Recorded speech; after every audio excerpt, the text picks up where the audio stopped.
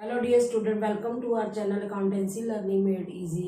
बेटा this is the first video of the chapter Company Accounts Issue Debentures.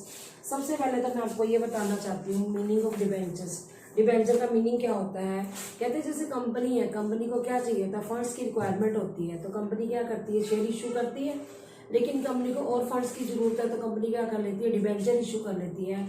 Debenture company की loan capital का part है, ठीक है। कंपनी की कैपिटल के पार्ट को तो हम शेयर्स कहते हैं ना, तो कंपनी की लोन कैपिटल के पार्ट को हम डिबेंचर्स कहते हैं। ये एक्नॉलेजमेंट ऑफ डेट्स होती है। डिबेंचर जो है क्या है, एक्नॉलेजमेंट ऑफ डेट्स है कि कंपनी ने क्या किए, शेयर की इशू किए हैं, सॉरी डिबेंचर इशू किए हैं। कंपनी ने जब मनी बोरो करनी होती है तो कंपनी क्या कर लेती है, डिबेंचर इशू कर लेती है। तो जो पर्सन कंपनी का डिबेंचर लेता है उसको हम डिबेंचर होल्डर कहते हैं। और कंपनी क्या करती है, उनको fix rate of percentage interest की देती है। और जैसे कभी आपने सुना होगा किसी डिबेंचर के आगे 9% डिबेंचर लिखा होता है, इसका मतलब क्या है कि इंटरेस्ट की रेट पर जो है फिक्स है 9%, यानी कि जो भी उन्होंने डिबेंचर्स लिए हुए हैं कंपनी के तो उनको 9% इंटरेस्ट क्या मिलेगा, उनके ऊपर डिबेंचर्स के ऊपर मिलेगा। तो कंपनी सर्टिफिकेट इशू करती है जिसको हम डिबेंचर सर्टिफिकेट कहते हैं। तो शेयर होल्डर और डिबेंचर होल्डर में क्या फर्क है, जो पर्सन कंपनी का शेयर लेता है उसको शेयर होल्डर कहते हैं, और जो पर्सन कंपनी के डिबेंचर लेते हैं उसको डिबेंचर क्या कहते हैं, उनको डिबेंचर होल्डर कहते हैं। तो कंपनी जब शेयर इशू करती है तो शेयर होल्डर को क्या देती है, शेयर सर्टिफिकेट देती है। जबकि जब डिबेंचर इशू करती है तो डिबेंचर होल्डर को डिबेंचर सर्टिफिकेट दिया जाता है, जो इस बात का प्रूफ होता है कि कंपनी ने डिबेंचर इशू किए हैं, या ये कह सकते हैं कि उस बंदे ने कंपनी के डिबेंचर लिए हैं। ये कंपनी की लोन कैपिटल का पार्ट है। और परसेंटेज जब फिक्स होती है, लिखा होता है 9% है या 10% है, ये किस चीज़ की परसेंटेज होती है, इंटरेस्ट ऑन डिबेंचर्स की परसेंटेज होती है कि कंपनी क्या करती है, इस रेट पर इंटरेस्ट क्या है अपने डिबेंचर होल्डर को देगी। अब ये एक तरह से कंपनी की लायबिलिटी है। अब लायबिलिटी कैसे है, क्योंकि कंपनी ने आज डिबेंचर इशू कर दिए तो थोड़े टाइम बाद जितने टाइम के लिए ये डिबेंचर लिए गए हैं कंपनी को क्या करने पड़ेंगे, पे करने पड़ेंगे। ये जो है कंपनी को देना पड़ता है। ये जैसे हम बात करते हैं शेयर्स की, तो शेयर होल्डर को भी पैसा देते हैं, लेकिन उनका जो है उनकी लायबिलिटी कैसी है, वो एक्सटर्नल लायबिलिटीज में नहीं कंसीडर की जाती। जैसे हमारे जो शेयर होल्डर्स हैं वो कंपनी के मेंबर्स होते हैं, लेकिन डिबेंचर होल्डर कंपनी के लेंडर्स होते हैं, लोन प्रोवाइड किया इन्होंने। एक तरह से हम ये कह सकते हैं ये कंपनी के क्रेडिटर्स हैं, इनको हमें पहले इंटरेस्ट देना पड़ेगा डिबेंचर होल्डर्स को। और जो प्रेफरेंस शेयर होल्डर्स हैं या इक्विटी शेयर होल्डर हैं उनको कंपनी क्या देती है, डिविडेंड देती है। प्रेफरेंस शेयर होल्डर का फिक्स परसेंटेज होती है डिविडेंड की, इक्विटी शेयर होल्डर की परसेंटेज फिक्स नहीं होती, उनको कितना डिविडेंड मिलेगा। पर हम बात करें कि जो डिबेंचर होल्डर्स हैं उनको इंटरेस्ट ऑन डिबेंचर जो है पहले मिलेगा, किन से, प्रेफरेंस शेयर होल्डर से भी पहले मिलेगा। प्रेफरेंस शेयर होल्डर को डिविडेंड यानी कि इंटरेस्ट ऑन डिबेंचर के बाद मिलेगा, और इक्विटी शेयर होल्डर को तो सबसे बाद में डिविडेंड मिलता है। और कई बार इतना पैसा नहीं होता कंपनी के पास कि इक्विटी शेयर होल्डर को डिविडेंड दे सके। तो अब मैं आपको ये बता रही हूँ कि जो according to section 230 of the companies act 2013 debenture जो है, इसके अंदर डिबेंचर स्टॉक आता है, बॉन्ड्स आते हैं, कोई भी सिक्योरिटी आती है, whether constituting charge on asset of the company और नोट, कि कंपनी ने जब डिबेंचर इशू किए हैं तो वो क्या करते हैं, कई बार कंपनी अपनी सिक्योरिटी रख देती है, जैसे सिक्योर डिबेंचर उनको कहते हैं। कैसे कि कंपनी ने क्या कर रखा है, कंपनी ने सिक्योरिटी दे रखी है कि मान लो कंपनी अपने डिबेंचर होल्डर को उनकी डिबेंचर की मनी वापस नहीं कर सकती, तो वो क्या कर सकते हैं, कोर्ट के थ्रू कंपनी की एसेट को बेचकर पैसा वसूल कर सकते हैं। तो इसके अंदर हमारे बॉन्ड्स भी आते हैं। बॉन्ड्स में और डिबेंचर में क्या फर्क है, जो डिबेंचर है उसकी जो है रेट ऑफ इंटरेस्ट फिक्स होती है, जबकि बॉन्ड्स जो है इनको जीरो कूपन भी कहते हैं। जीरो कूपन रेट क्या होता है, ऐसा जीरो कूपन बॉन्ड ऐसे बॉन्ड होते हैं जिसके अंदर हम क्या करते हैं कि इनकी फिक्स परसेंटेज नहीं होती कि इनको इंटरेस्ट मिलेगा या नहीं मिलेगा, इनको इंटरेस्ट नहीं मिलता एक्चुअल में। सही बताऊं तो कि बॉन्ड्स जो है ये क्या है, एक इन्वेस्टमेंट है पर्सन की जिसने कंपनी के बॉन्ड्स लिए हुए हैं। कंपनी क्या करती है, उनको जो देती है बॉन्ड्स देती है तो क्या करती है, उस पर कुछ कम रेट पर देती है। जैसे मान लो 2 लाख रुपए वाले जो बॉन्ड्स हैं कंपनी ने 1,50,000 पे दे दिए तो 50,000 क्या है, डिस्काउंट है। तो कहने का मतलब है कि इनको पेमेंट तो 2 लाख ही होगी उन्होंने, लेकिन इस टाइम कंपनी को कितने दिए, 1,50,000 शेयर सॉरी डिबेंचर बॉन्ड्स लिए हैं कंपनी से, और पेमेंट करते वक्त कंपनी उनको बॉन्ड्स की वापसी कितनी करेगी, 2 लाख। उनको कोई भी इंटरेस्ट नहीं मिलता, क्या नहीं मिलता, इंटरेस्ट जो है उनको बोर्ड्स के ऊपर इंटरेस्ट रिसीव नहीं होता। तो मेरा कहने का मतलब है कि डिबेंचर पहले तो क्या होते हैं, कंपनी की लोन कैपिटल का पार्ट है, और जो पर्सन कंपनी के डिबेंचर लेता है उसको हम क्या कहते हैं, डिबेंचर होल्डर कहते हैं। और उनको एक फिक्स परसेंटेज इंटरेस्ट की दी जाती है, किसके ऊपर, डिबेंचर्स के ऊपर, जो कि उनसे प्रेफरेंस शेयर होल्डर से और इक्विटी शेयर होल्डर से पहले दी जाती है। और जो भी बंदा कंपनी का डिबेंचर होल्डर बनता है उनको क्या दिया जाता है, डिबेंचर का सर्टिफिकेट दिया जाता है। तो समझ आ गया बेटा आपको कि डिबेंचर क्या है, और इसकी अब कैरेक्टरिस्टिक्स बता रही हूँ। Number 1, a debenture is issued by a company in the form of certificate which is a written acknowledgement of debts taken by the company. इसका मतलब क्या है, डिबेंचर जो है इशू किए जाते हैं कंपनी के द्वारा, और एक सर्टिफिकेट दिया जाता है जिसको डिबेंचर सर्टिफिकेट कहते हैं। ये एक रिटर्न एक्नॉलेजमेंट का मतलब कंपनी एक्सेप्ट करती है इस बात को कि हमने आपसे डेट लिया है, हम आपको पेमेंट करेंगे। Number 2, debenture is issued under the seal of the company. Company की जो कॉमन सील होती है वो डिबेंचर पर लगी होती है। तीसरा, it contain a contract for the repayment of principal sum at a specified date. इसके अंदर एक स्पेसिफाइड डेट लिखी जाती है कि जो प्रिंसिपल अमाउंट है, जो मेन अमाउंट है, जो कंपनी ने लिया है अपने डिबेंचर होल्डर से, उसको कौन सी डेट को वापस किया जाएगा, एक स्पेसिफाइड डेट लिखी होती है। अगला आता है number 4, as per companies act 2013 no company is allowed to issue debenture having a maturity date of more than 10 years from the date of issue. कि 10 साल से ज्यादा के लिए कंपनी इशू नहीं कर सकती, मीन्स मैक्सिमम 10 साल तक के लिए कंपनी डिबेंचर ले सकती है। However, a company engaged in infrastructure project can issue debenture for more than 10 years but not exceeding 30 years। लेकिन अगर कोई कंपनी इंफ्रास्ट्रक्चर में लगी हुई है, उनका प्रोजेक्ट है इंफ्रास्ट्रक्चर का, तो वो 10 साल से ज़्यादा हो सकती है के लिए डिबेंचर इशू कर सकती है, पर वो 30 ईयर्स से ज़्यादा नहीं होगी, कि मैक्सिमम 30 ईयर्स तक कंपनी डिबेंचर इशू कर सकती है, ऐसी कंपनी जो इंफ्रास्ट्रक्चर प्रोजेक्ट्स को कर रही है। नंबर 5 आता है, usually the debenture are issued with a specified rate of interest. कि जो डिबेंचर्स है वो इशू किए जाते हैं स्पेसिफाइड रेट ऑफ इंटरेस्ट, मतलब उस पर स्पेसिफाई किया जाता है कि कितने परसेंट है। जैसे मैंने आपको एग्जांपल दिया 9% डिबेंचर है, इसका मतलब क्या, डिबेंचर की परसेंटेज फिक्स है कि इनके ऊपर इंटरेस्ट ऑन डिबेंचर कितने परसेंट दिया जाएगा। इसको हम कूपन रेट भी कहते हैं, जो परसेंट लिखी होती है। Debenture holder receive interest on his debenture at the specified rate as mention in the certificate. जो डिबेंचर होल्डर होता है उनको सर्टिफिकेट दिया जाता है कंपनी के द्वारा, उस सर्टिफिकेट पर परसेंटेज लिखी होती है कि किस परसेंटेज से क्या दिया जाएगा, उनको इंटरेस्ट ऑन डिबेंचर दिया जाएगा। Payment of interest is made normally after 6 month whether the company make a profit और नॉट। कि कंपनी को फायदा हो या ना हो, पर उनको क्या देना पड़ता है, इंटरेस्ट ऑन डिबेंचर देना ही पड़ता है। मोस्टली हमने देखा है कि कंपनी हर 6 महीने बाद उनको इंटरेस्ट देती है डिबेंचर होल्डर्स को। नंबर 6 आता है, debenture is generally secured by A charge on the asset of the company. इसका मतलब क्या कि जब भी कंपनी क्या करती है, डिबेंचर इशू करती है, तो ज्यादातर क्या होता है, कंपनी उसके अगेंस्ट सिक्योरिटी रख देती है। फॉर एग्जाम्पल, कंपनी ने अपनी कोई बिल्डिंग जो है सिक्योरिटी की फॉर्म में रख ली, और अगर कंपनी टाइम पर पेमेंट नहीं करती अपने डिबेंचर होल्डर की, तो डिबेंचर होल्डर कोर्ट के थ्रू उसकी एसेट को, कंपनी की एसेट को बिकवा कर अपने पैसे वसूल कर सकता है।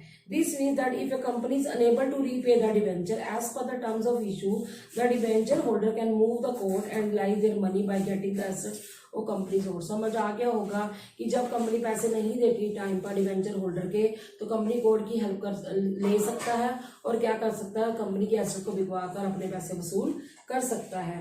नंबर 7 आता है, funds raised by the issue debenture are of long term nature and usually the debenture are repaid after a long period. कि ज्यादातर जो डिबेंचर्स है वो लॉन्ग टर्म पीरियड के लिए मोर देन 1 ईयर लिए जाते हैं, कंपनी लेती है, उनका लॉन्ग टर्म पीरियड्स के लिए के बाद इसकी पेमेंट होती है। जैसे हो सकता है 7 ईयर्स के लिए हो, 10 ईयर्स के लिए हो, 12 ईयर्स के लिए हो। तो loan raised by issue debenture is called as loan capital. तभी तो कंपनी की जो ये कैपिटल है इसको हम लोन कैपिटल कहते हैं, क्योंकि ये मोर देन 1 ईयर लिए जाते हैं। तो समझ आ गया बेटा। अब मैंने आपको ये समझाया कि डिबेंचर क्या होता है। अब मैं आपको ये समझाने जा रही हूँ बेटा है बॉन्ड क्या होता है। कहते हैं it is very much similar to that of debenture. बच्चे कहते हैं क्या मैम डिवेंचर और बॉन्ड एक जैसे होते हैं, सिमिलर होते हैं? मैं कहती हूँ नहीं बेटा, डिवेंचर और बॉन्ड में क्या होता है, डिफरेंस होता है। Traditionally bonds have been issued by the government. पहले क्या होता था, जो बॉन्ड्स होते थे वो कौन इशू करता था, गवर्नमेंट इशू करती थी।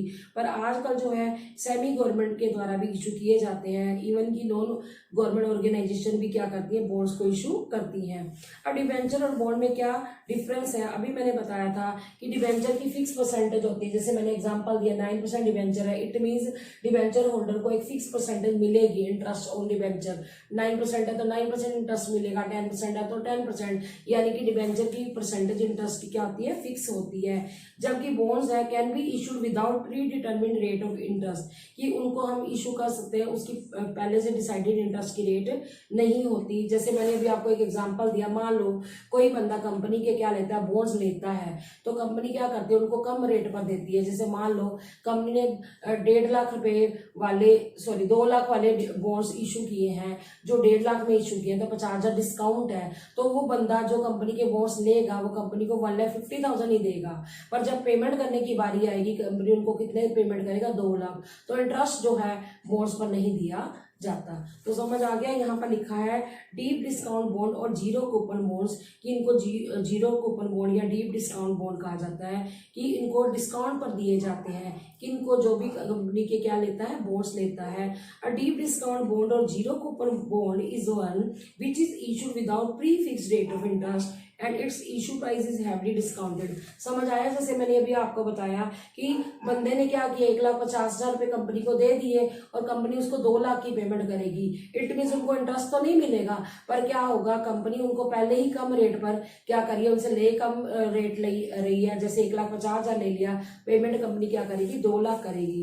The difference between issue price and the redemption price present the total interest to be spread over the duration of bond. फिर वही कह रहा है, जैसे अब दोनों का डिफरेंस क्या आया, मैंने बोला कंपनी उसको पे 2 लाख करेगी, पर उससे ले कितने रही है, 1,50,000, तो ये 50,000 एक तरह से उसके लिए इंटरेस्ट है, कि क्योंकि इंटरेस्ट की परसेंटेज फिक्स बॉन्ड पर नहीं होती। समझ आया। अब बात करते हैं बेटा काइंड्स ऑफ डिवेंचर्स की, कि डिवेंचर कितनी तरह के होते हैं। तो सबसे पहले हम बताती हूँ, एक होता है सिक्योर डिवेंचर। नंबर 1 है सिक्योर डिवेंचर। नाम से पता चल रहा है ऐसे डिवेंचर बेटा जिसमें सिक्योरिटी दी हुई है, जिसके अगेंस्ट कंपनी ने सिक्योरिटी इशू की हुई है। सबसे पहले लिखिए बेटा टाइप्स ऑफ डिवेंचर्स, इसको हम काइंड्स ऑफ डिवेंचर्स भी कह सकते हैं। ठीक है। नंबर 1 है बेटा सिक्योर्ड डिवेंचर्स। सिक्योर्ड डिवेंचर कह दो या मॉर्टगेज डिवेंचर कह दो, एक ही बात है। सिक्योर्ड डिवेंचर नाम से ही पता चल रहा है ऐसे डिवेंचर जो कंपनी ने इशू किए हैं और उसके अगेंस्ट कंपनी ने क्या की है, कोई सिक्योरिटी रखी हुई है। जैसे फॉर एग्जांपल कंपनी ने क्या किया है, कोई बिल्डिंग जो है क्या कर रखी है, गिरवी रख रखी है। और जैसे मान लो जो कंपनी पेमेंट नहीं करती, मान लो 5 साल के डिवेंचर इशू किए थे और कंपनी ने अपनी कोई बिल्डिंग जो है गिरवी रखी थी, सिक्योरिटी रखी थी, 5 साल बीत जाते हैं, जब कंपनी डिवेंचर होल्डर की पेमेंट नहीं करती, जिस साल ड्यू थी कंपनी की पेमेंट करनी डिवेंचर होल्डर को, तो वो डिवेंचर होल्डर कोर्ट की हेल्प लेकर कंपनी के एसेट को बेचकर पैसे अपने वसूल कर सकता है। इट मीन्स जब डिवेंचर इशू किए जाते हैं, कंपनी अपनी सिक्योरिटी रख देती है किसी एसेट की, तो उनको हम कौन से डिवेंचर्स कहते हैं, सिक्योर्ड। सिक्योर्ड का नाम ये है कि कंपनी ने जो डिवेंचर इशू किया उसके अगेंस्ट कंपनी ने एक सिक्योरिटी रखी हुई है। समझ आ गया। यानी कि कंपनी की एसेट को बेचकर वो अपना पैसा वसूल कर सकते हैं। नंबर 2 अनसिक्योर्ड और नेक्ड डिवेंचर। अनसिक्योर्ड नाम से पता चल रहा है ऐसे डिवेंचर जो सिक्योर्ड है ही नहीं, जिनके अगेंस्ट कोई भी सिक्योरिटी नहीं रखी हुई, इसको हम अनसिक्योर्ड डिवेंचर्स भी कहते हैं या नेक्ड डिवेंचर भी कहते हैं। समझ आ गया बेटा कि इसके अगेंस्ट किसी भी तरह की कोई सिक्योरिटी नहीं रखी जाती, कंपनी जो है क्या करती है, इनकी फिक्स टाइम पीरियड पर क्या कर देती है, पेमेंट कर देती है। The debenture are those which are not given any security. The holders of such debenture are treated as unsecured creditor at the time of liquidation of the company. Such debenture are not very common these days so much that unless otherwise stated a debenture is presumed to be secured। कहता है आजकल company ऐसे debenture को क्या नहीं करती, issue नहीं करती। समझ आया। क्यों इशू नहीं करती, क्योंकि ज्यादातर कुछ भी मतलब कई लोग ऐसे होते हैं अनसिक्योर्ड डिवेंचर लेना ही नहीं चाहते। ठीक है बेटा। अब बेटा थर्ड पॉइंट आता है registered debentures. Name and address of the holder of such debentures are recorded in a register of the company called register of debenture holder. नाम से पता चल रहा है रजिस्टर्ड डिबेंचर मतलब कि जिस भी बंदे ने, जिस भी पर्सन ने कंपनी के डिबेंचर लिए हुए हैं उनका नाम और एड्रेस कंपनी के रजिस्टर में दर्ज होगा। ठीक है। Sir debenture are not freely transferable. इसका मतलब यह है कि ये वाले डिबेंचर हम इजिली ट्रांसफरेबल नहीं है, यानी कि एक बंदा दूसरे को इजिली, ये नहीं कहते कि ट्रांसफर नहीं किया जा सकता, करा जा सकता है ऐसे डिबेंचर्स को, पर आसानी से नहीं किया जा सकता। The transfer of such debenture require the execution of proper transfer deed. कि मान लो कोई बंदा किसी दूसरे के क्या लेना चाहता है, डिबेंचर लेना चाहता है, तो उनको पहले एक ट्रांसफर डीड बनानी पड़ती है। Principal amount and the interest on such debenture is paid to the person whose name appear in the company's register. कि जो मेन अमाउंट है उसको दिया जाएगा और जिसने एक्चुअल जिसका नाम कंपनी के रजिस्टर में दर्ज होगा कि ये कंपनी का क्या है, डिबेंचर होल्डर है, इंटरेस्ट भी उसी को दिया जाएगा। तो नाम से पता चल गया बेटा, रजिस्टर्ड डिबेंचर ऐसे डिबेंचर जिनका नाम दर्ज किया जाता है कंपनी के रजिस्टर्ड डिबेंचर के उसमें रजिस्टर के अंदर, उन्हीं को इंटरेस्ट भी मिलेगा डिबेंचर्स के ऊपर, उन्हीं को उनका प्रिंसिपल अमाउंट मिलेगा। इसका मतलब ये नहीं कि हम ट्रांसफर नहीं कर सकते, ट्रांसफर किए जा सकते हैं ऐसे डिबेंचर, पर जो डिबेंचर होल्डर ट्रांसफर कर रहा है उसको एक ट्रांसफर डीड बनानी पड़ेगी, फिर उसको जिसके नाम ट्रांसफर किए गए उसको इंटरेस्ट ऑन डिबेंचर्स मिलेगा और उसी को प्रिंसिपल अमाउंट की पेमेंट होगी। अगला आता है नंबर 4 बियरर। नाम से ही पता चला है बियरर मतलब ट्रांसफरेबल, आसानी से इसको ट्रांसफर किया जा सकता है। ऐसे डिबेंचर्स जिसको हम जो है जिस पर किसी बंदे का नाम नहीं लिखा होता, किसी पर्सन का नाम नहीं लिखा होता, उनका एड्रेस नहीं लिखा होता, तो उसको आसानी से ट्रांसफर किया जा सकता है, डिलीवर किया जा सकता है। पेमेंट ऑफ प्रिंसिपल उसी को होगी जिसके पास वो डिबेंचर होगा, या इंटरेस्ट भी उसी को पे किया जाएगा जिसके पास अब वो डिबेंचर है। उनके क्या होता है, कूपन्स अटैच होते हैं उनके डिबेंचर्स के साथ और इंटरेस्ट उन्हीं को दिया जाएगा जो कूपन को प्रोड्यूस करता है। तो इनको कौन से डिबेंचर कहा जाता है बेटा, बियरर। ट्रांसफरेबल है, इजीली ट्रांसफरेबल है, इनका नाम कंपनी के रजिस्टर में दर्ज नहीं होता, ना तो नाम होता ना ही एड्रेस होता है, ये इजीली कोई भी बंदा दूसरे को ट्रांसफर कर सकता है। तो जो बंदा कूपन दिखाता है कंपनी को उसी को क्या मिलता है, इंटरेस्ट मिलता है।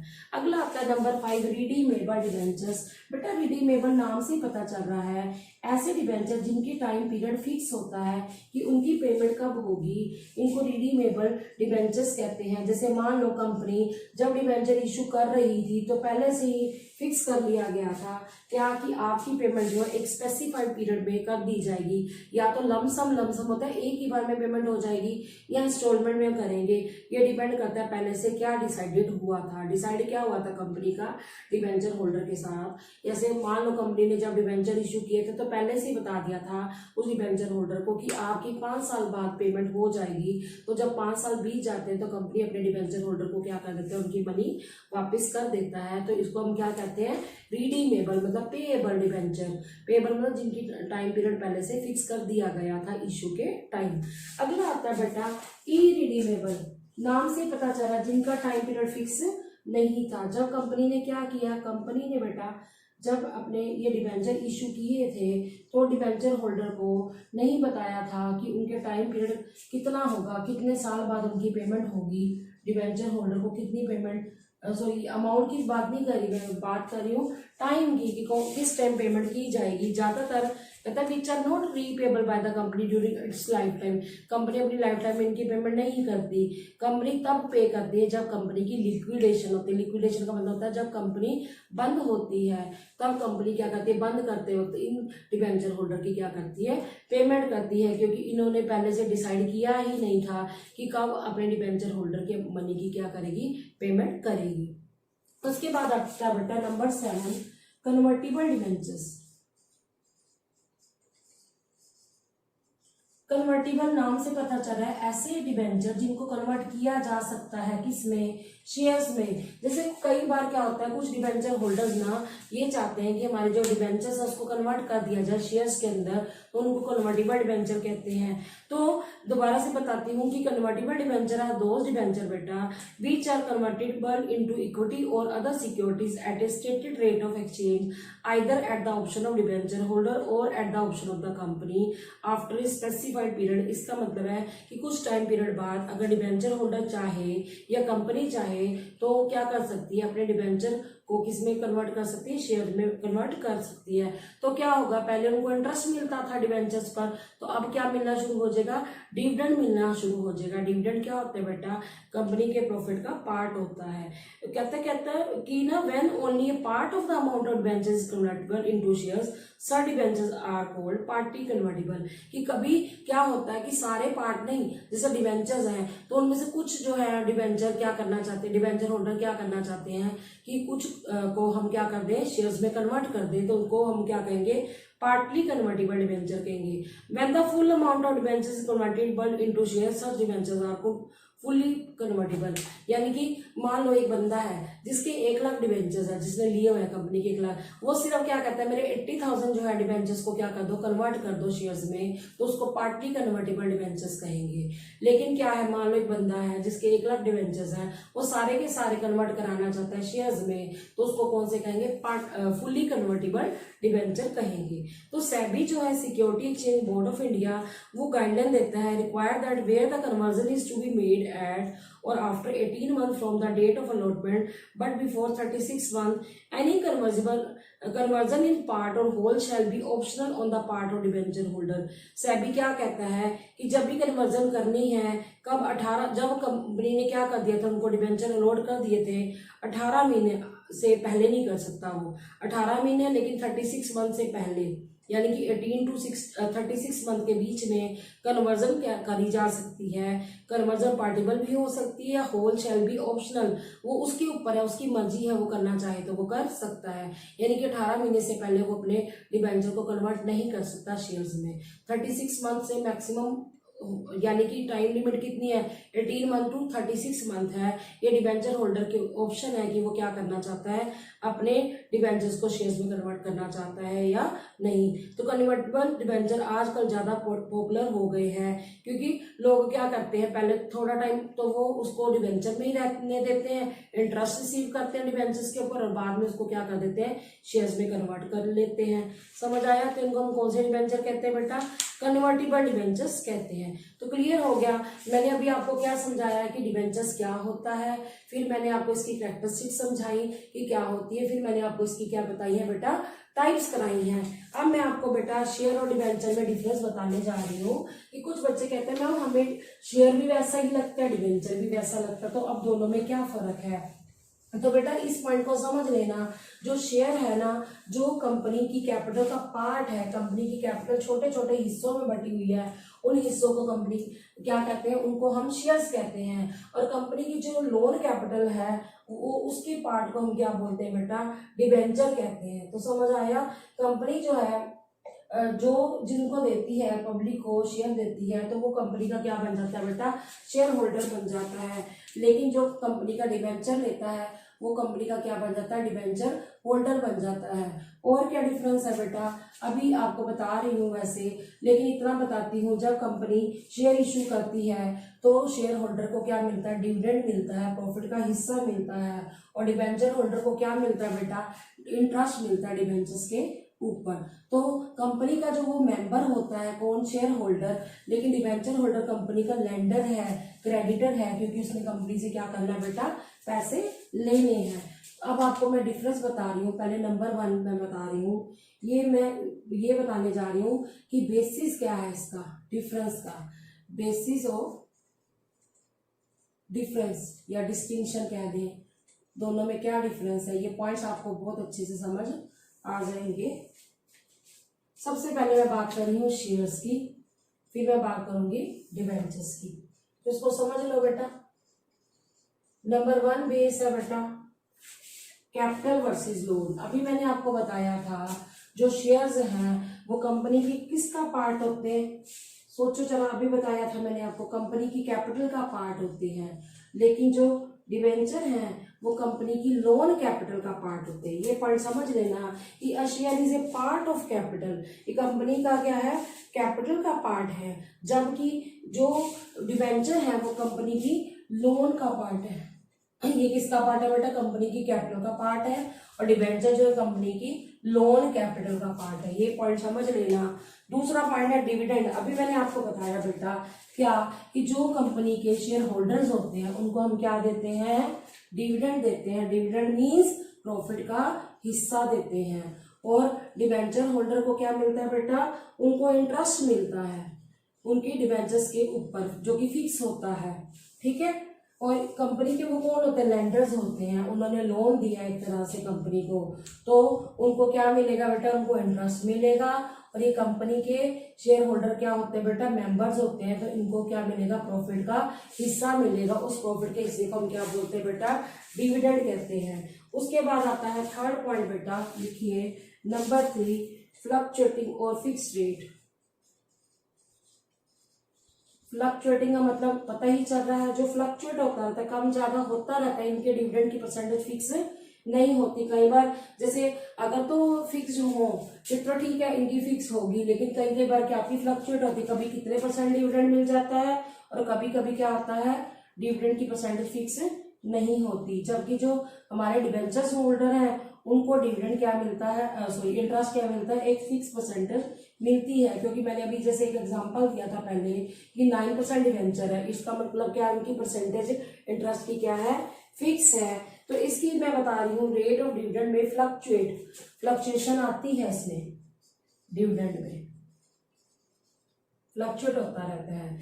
जबकि इसके अंदर क्या होता है बेटा, इसकी परसेंटेज क्योंकि पहले से क्या आती है, फिक्स जो रेट होता है, इंटरेस्ट जो है इनको पहले से प्री डिसाइडेड होता है कितने परसेंट इंटरेस्ट मिलेगा। ठीक है बेटा, क्लियर हो गया।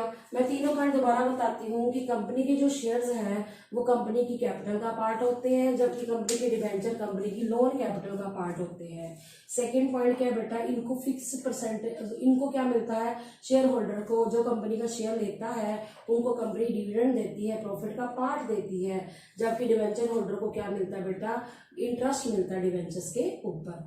थर्ड पॉइंट है कि इनकी जो शेयर होल्डर की जो शेयर की जो परसेंटेज होती है डिविडेंड की, वो कई बार फिक्स नहीं होती, फ्लक्चुएट होती रहती है, कभी कम कभी ज्यादा। स्पेशली मैं ये बताऊं, प्रेफरेंस शेयर होल्डर की तो ज्यादातर फिक्स होती है, लेकिन इक्विटी शेयर्स की डिबेंचर्स, इक्विटी शेयर होल्डर की डिविडेंड की परसेंटेज फिक्स नहीं होती, इसमें फ्लक्चुएशन आती रहती, कभी कम मिलता है उनको डिविडेंड और कभी ज्यादा मिलता है। लेकिन इंटरेस्ट ऑफ डिबेंचर्स जो है डिबेंचर होल्डर को एक फिक्स रेट से क्या बनता है, मिलता है। ठीक है बेटा। अब बेटा फोर्थ पॉइंट आता है वॉलंटरी और कंपल्सरी रिडम्पशन। इसका मतलब है कि कंपनी को ऑप्शन होती है कि वो अपने शेयर होल्डर की मनी किस टाइम पे करे। यानी कि जैसे मान लो कुछ शेयर होल्डर, जैसे प्रेफरेंस शेयर होल्डर है, उनकी तो फिक्स होती है डेट कि उनको कब पे करना है, तो कंपनी उस टाइम पे करेगी। मान लो 5 साल के लिए शेयर इशू किए गए थे प्रेफरेंस, तो 5 साल बाद उनकी पेमेंट की जाएगी। लेकिन अगर इक्विटी शेयर होल्डर की बात करें तो कंपनी क्या करती है, उनकी पेमेंट कब करती है, वाइंडिंग अप पर करती है। लेकिन डिबेंचर होल्डर्स को उनकी डिबेंचर की मनी कंपनी को कंपल्सरी क्या करनी पड़ती है, पे करना पड़ता है। मान लो डिबेंचर 5 साल के लिए इशू किए गए थे, तो 5 साल बाद कंपनी उसको क्या कर देगी, उसकी मनी पे कर देगी। नंबर 5 आता है बेटा priority of payment, repayment of principal.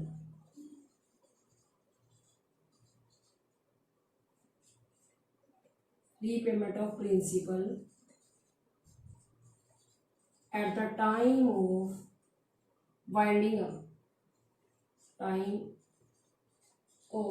इसका मतलब पता क्या है, जब कंपनी वाइंड अप हो रही है, बंद हो रही है, तो कंपनी क्या करेगी, पहले किसकी मनी पे करेगी, पहले डिबेंचर होल्डर की मनी पे करेगी, शेयर होल्डर को बाद में पे करेगी। ये याद रखना कि after the payment of debenture, company पहले किसकी पेमेंट करेगी, पहले डिबेंचर्स की पेमेंट करेगी। पता क्यों, क्योंकि डिबेंचर कंपनी के क्रेडिटर होते हैं।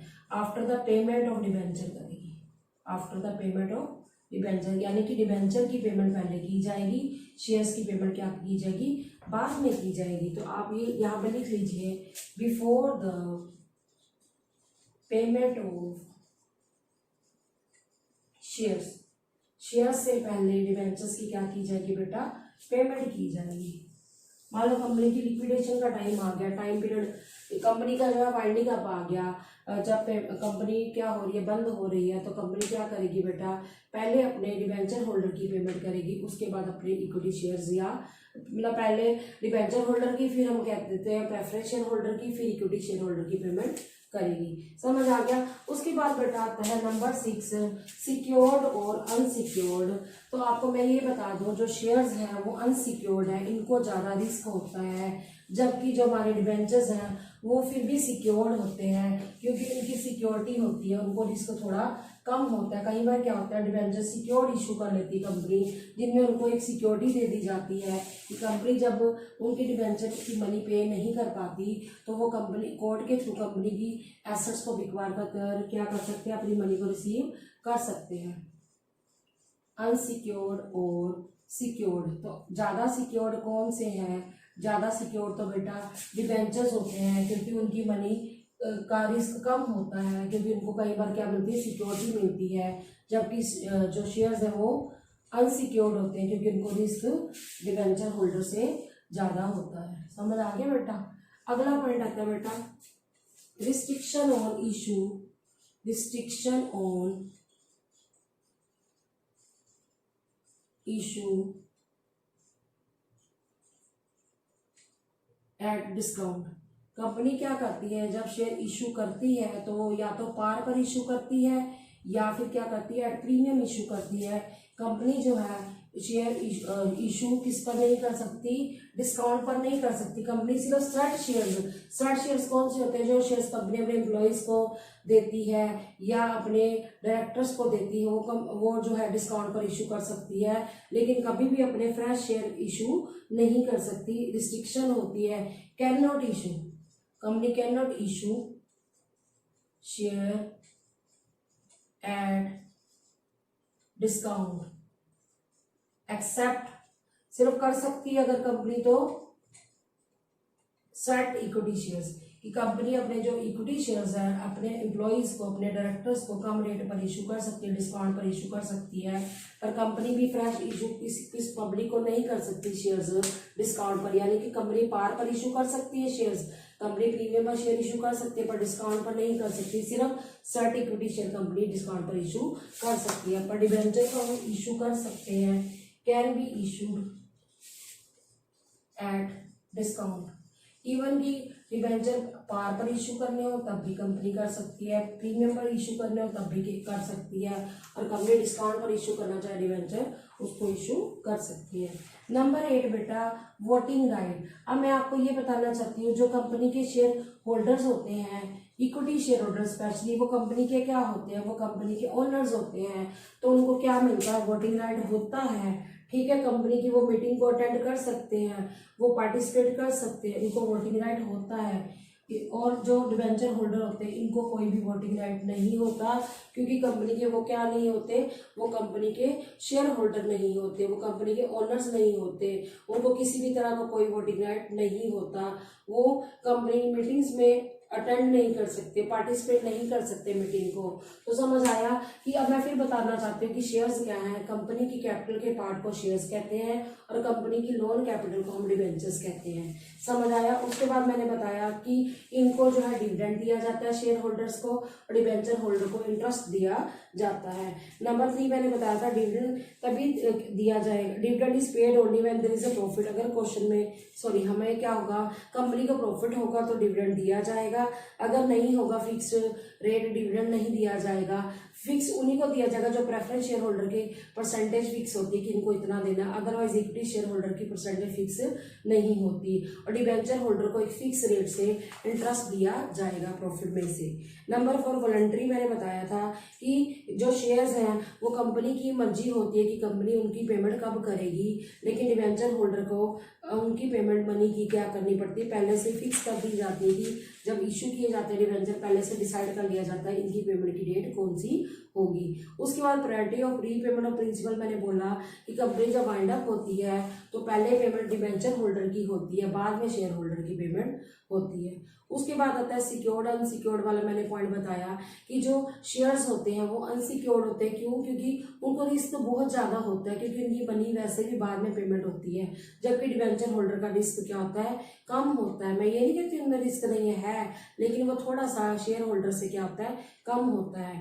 नंबर 7 मैंने बताया रिस्ट्रिक्शन और इशू एट डिस्काउंट की कंपनी जो है फ्रेश इशू जब शेयर्स कर रही है वो पार पे कर सकती है, प्रीमियम पे इशू कर सकती है, पर डिस्काउंट पर नहीं कर सकती। सिर्फ अगर डिस्काउंट पे करना चाहती है तो अपने प्रेजेंट एम्प्लॉयज़ को, अपने डायरेक्टर्स को स्वेट इक्विटी शेयर्स दे सकती है। और इसके अलावा जो डिवेंचर्स हैं वो इशू पार पर भी किए जा सकते हैं, प्रीमियम पर भी इशू किए जा सकते हैं, या डिस्काउंट पर भी इशू किए जा सकते हैं। अब लास्ट पॉइंट है वोटिंग राइट्स। जो शेयर होल्डर्स होते हैं, जो इक्विटी शेयर होल्डर होते हैं, स्पेशली वो कंपनी के क्या होते हैं? ओनर्स होते हैं।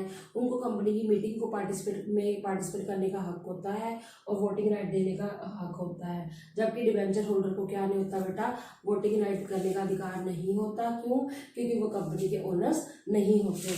बेटा फिर आज आपने इस वीडियो में क्या सीखा? डिबेंचर्स क्या होते हैं, उनकी कैरेक्टरिस्टिक्स क्या होती हैं, टाइप्स ऑफ डिबेंचर्स क्या होते हैं, और शेयर और डिबेंचर में क्या फर्क होता है। So student, I hope you understood the topic well.